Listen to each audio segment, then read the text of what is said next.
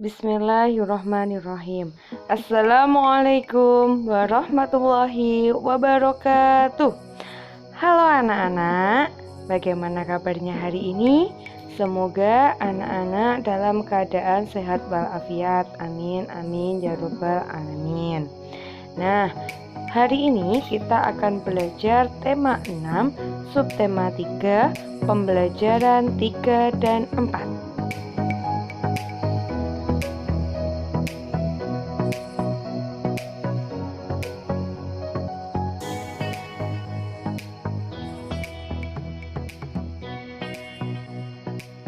Anak-anak, cita-cita tidak mengenal suku, agama, atau kebangsaan.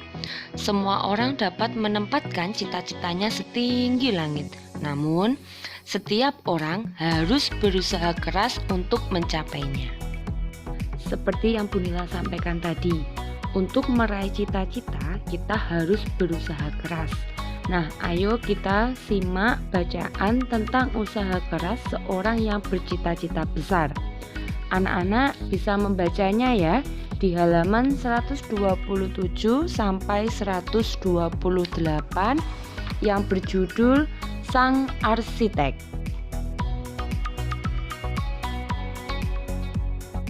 Anak-anak, setelah kita membaca, mari kita bersama-sama sekarang melengkapi diagram berdasarkan bacaan Sang Arsitek. Cita-cita Frederick Silaban tadi apa? Ya, cita-citanya yaitu arsitektur hebat. Kemudian, dalam meraih cita-cita, Pak Frederick ini juga menghadapi beberapa halangan. Yang pertama, tidak memiliki pendidikan formal tentang kearsitekturan. Karena Bapak Frederick ini yaitu lulusan Koningin Wilhelmina School. Nah, kemudian harus belajar sendiri tentang kearsitekturan. Nah, selain ada halangan yang dihadapi, ada sikap yang dimiliki oleh Bapak Frederick. Sikapnya apa aja? Yang pertama, dalam meraih usahanya itu dia gigih. Dia tidak pantang menyerah. Kemudian tekun dalam menyelesaikan karyanya. Nah, usaha yang dilakukan itu ada beberapa hal. Yang pertama, gigih dan pantang menyerah dalam mengerjakan sebuah karyanya. Jadi tidak pernah putus asa, karyanya diselesaikan sampai dia akhirnya dipilih desain marketnya. Kemudian yang kedua, mengikuti sayembara desain market Masjid Istiqlal yang dibuat oleh Bapak Soekarno. Anak-anak, selain halangan sikap usaha yang dilakukan oleh Frederick, juga ada prestasi dari hasil kerja kerasnya. Antara lain, pemenang sayembara desain market Masjid Istiqlal. Kemudian menerima anugerah tanda kehormatan bintang jasa sipil. Ada pula yaitu merancang 17 bangunan di seluruh Indonesia itu sepanjang hayatnya. Itu contohnya yaitu Gedung Stadion Gelora Bung Karno, Jakarta, Monumen Pembebasan Irian Barat, Monumen Nasional atau Tugu Monas, dan masih banyak lagi. Anak-anak bisa menambahkan sendiri. Kemudian dari yang kita kerjakan tadi, kita dapat menarik kesimpulan terhadap usaha Frederick untuk meraih cita-citanya, yaitu suku, agama, dan ras tidak menghalangi kita untuk meraih cita-cita. Hal yang terpenting untuk meraih cita-cita adalah kegigihan untuk mendapatkannya. Nah, di sini kita akan belajar mengenai keragaman keagamaan di daerah sekitar. Nah, agama itu adalah sistem yang mengatur tata keimanan, kepercayaan, dan peribadatan kepada Tuhan Yang Maha Kuasa, serta tata kaidah yang berhubungan dengan pergaulan manusia dan lingkungannya. Nah, itu pernah diatur dalam UUD 1945 dinyatakan bahwa tiap-tiap penduduk diberikan kebebasan untuk memilih dan mempraktikkan kepercayaannya, dan menjamin semuanya akan kebebasan untuk menyembah menurut agama atau kepercayaannya. Jadi di masyarakat Indonesia itu terdiri atas pemeluk agama yang berbeda-beda. Umat beragama dari tiap-tiap agama memerlukan tempat beribadah untuk memenuhi kebutuhan rohani mereka. Nah, anak-anak, setiap tempat ibadah itu memiliki bentuk dan pengaturan yang khas. Nah, sebelum kita membahas mengenai tempat ibadah, kita harus tahu pemerintah itu secara resmi mengakui 6 agama. Apa saja? Pertama, Islam. Kedua, Kristen Protestan. Ketiga, Katolik. Keempat, Hindu. Kelima, Buddha. Dan yang keenam, Konghucu. Anak-anak, untuk lebih memahami tentang tempat ibadah yang memiliki bentuk dan pengaturan yang khas, kalian dapat mengerjakan di halaman 131. Nah, itu di situ kalian diminta untuk mencari informasi tentang rumah ibadah dari 2 agama yang berbeda di Indonesia. Tentukan satu tempat ibadah yang paling terkenal di Indonesia. Kemudian kalian catat tentang nama, tahun berdiri, dan sejarah singkat tempat ibadah tersebut. Jangan lupa tambahkan gambar juga tempat ibadahnya. Kemudian kalian bisa mengerjakan di kertas folio. Nanti kalau sudah bisa dikumpulkan ke WA Bunila dan Bu Nova. Keragaman kegiatan keagamaan di Indonesia juga menjadikan Indonesia sebagai negeri yang unik, anak-anak. Sebagai negeri yang unik, keragaman itu justru meningkatkan kerukunan antar umat beragama. Nah, di sini Bu Nila jelaskan tujuan perayaan keagamaan dan bagaimana masyarakat di daerah itu merayakannya. Nah, nama hari raya keagamaan yaitu Tahun Baru Imlek. Itu umat yang merayakan siapa? Konghucu. Tujuan perayaannya yaitu ungkapan rasa syukur dan harapan agar rezeki melimpah di masa yang akan datang. Kemudian Hari Raya Nyepi, itu umat yang merayakan adalah Hindu. Tujuan perayaannya yaitu memohon kepada Tuhan Yang Maha Esa untuk menyucikan buana alit, yaitu alam manusia, dan buana agung, alam semesta. Kemudian wafat Isa Al-Masih, itu umat yang merayakan Kristen dan Katolik. Tujuan perayaannya untuk memperingati peristiwa penyaliban dan wafatnya Isa di Golgota. Selanjutnya Hari Raya Waisak, itu umat yang merayakan adalah Buddha. Tujuannya adalah untuk merayakannya lahirnya Pangeran Siddhartha. Pangeran Siddhartha ini mencapai penerangan agung dan menjadi Buddha, dan wafatnya Buddha Gautama. Anak-anak, masih ada lagi yaitu Hari Raya Idul Fitri. Ini yang biasa kita lakukan dalam setahun sekali, yaitu dirayakan oleh umat Islam. Tujuan perayaannya yaitu keberhasilan melaksanakan kewajiban berpuasa di bulan Ramadan, sehingga kita kembali suci pada hari tersebut, karena kan kita saling maaf-maafan. Kemudian Hari Raya Natal, ini umat yang merayakan adalah Kristen.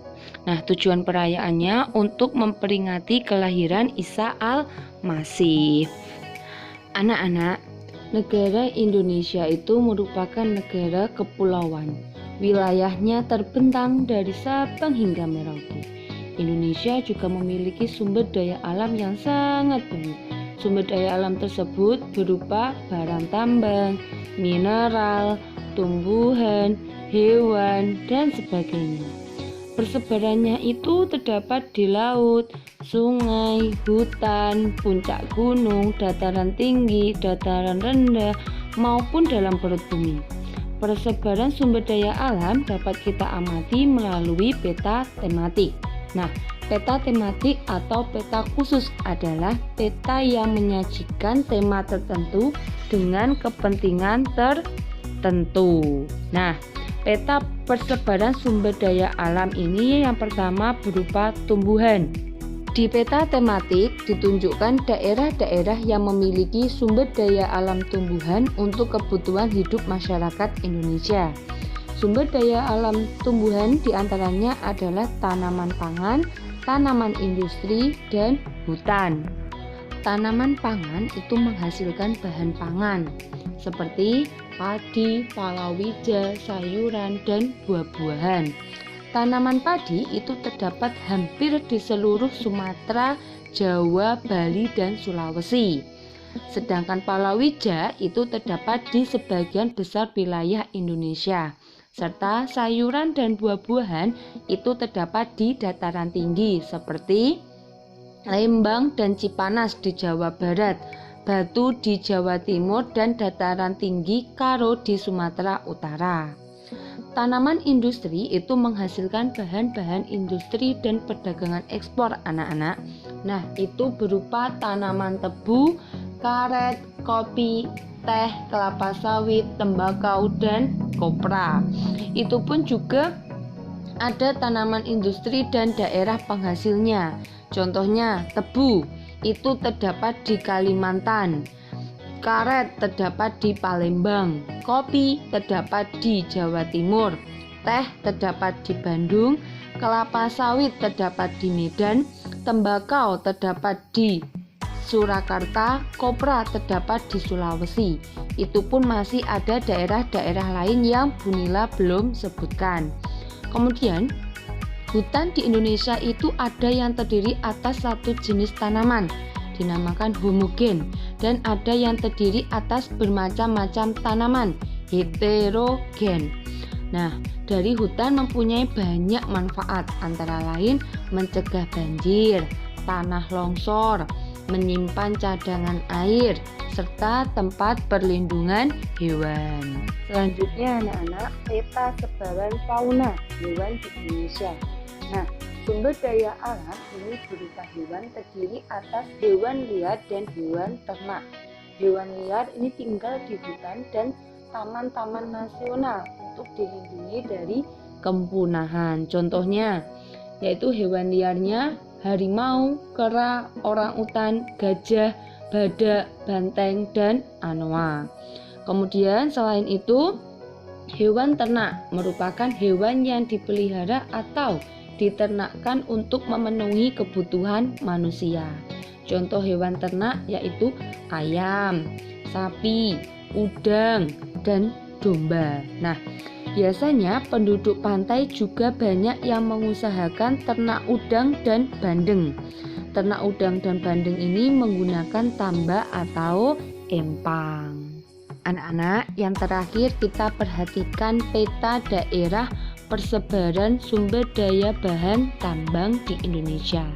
Ini terdapat berbagai barang tambang yang tersebar di seluruh wilayah Indonesia.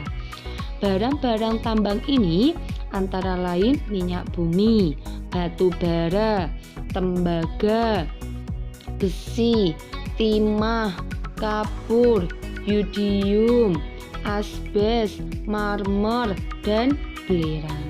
Dahulu itu Belitung itu merupakan daerah penghasil timah andalan Indonesia, anak-anak. Nah, nanti bisa menambahkan sendiri barang tambang yang sangat diperlukan untuk memenuhi kebutuhan industri. Dalam mendeklamasikan puisi, kita itu memerlukan persiapan yang baik. Selain menghafalkan baris demi baris, kalian juga harus memahami makna puisi. Nah, setiap orang itu kita bisa memiliki pemahaman yang berbeda terhadap makna puisi. Nah, salah satu cara untuk membedakan makna puisi dengan memberikan penekanan pada saat mendeklamasikannya. Nah, pemberian tekanan pada baris puisi biasanya menggunakan tanda-tanda. Nah, itu Bu Nila sudah jelaskan ada 6 tanda. Ada dimulai dari tanda suara perlahan sekali seperti berbisik hingga ada tanda tekanan kata agak panjang. Nah, ini Bu Nila contohkan puisi tentang penjaga alamku pada pembelajaran pertama. Mari kita berikan tanda untuk memberikan tekanan-tekanan pada baris-baris kalimatnya. Kemudian nanti anak-anak bisa latih kembali ya cara mendeklamasikannya dengan mengikuti tanda jeda yang telah dibuat sebelumnya dan tanda untuk memberikan penekanan. Deklamasikan puisi itu ya kan di rumah ya.